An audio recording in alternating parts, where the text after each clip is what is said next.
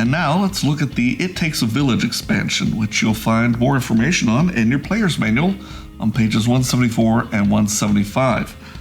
There's a lot of stuff in front of us, and it basically just helps with the replayability of the game. So let's get into it. This expansion has an additional 16 environments, 8 terrain, 8 dungeons. It's basically used to up the difficulty in your homebrew games, but remember, the duplicate environment rule still applies. There are 3 new classes, the Bard, the Werewolf, and the Cleric, and you will find all the things you need to really flesh those out, like the skill markers, potion bottles, and minis. In regards to the Werewolf class, they behave a little bit differently than all the others. In fact, you need to make sure that you're using a specific Werewolf hero card when you're playing the role.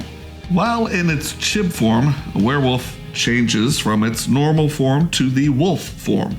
You also use a D8 for combat and stat checks instead of the normal D4 like other chibbed classes. This kind of gives you an edge in combat, but it makes stat checks way more difficult. Also, werewolves in chib form may not enter the village, and you may not use weapon cards, but you can still use combat buff cards. And now let's talk about the card carts, the Fountain of Youth, and the coin tray.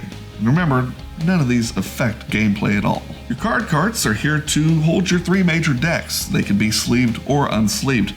Your Fountain of Youth holds all the stat tiles, and your coin tray, well, it's for all your coins, including your HP and buff tokens. Let's talk about the Curse Castle Standees, which, despite the name, they don't have to all be negative. These are completely optional. You can place them anywhere on the map as long as they're not in the village, and they have to be placed at the same time as the environment minis. Curse castles are basically used to customize your experience. We'll give you a couple of ideas over on page 176, or you can watch the video How to Homebrew D6.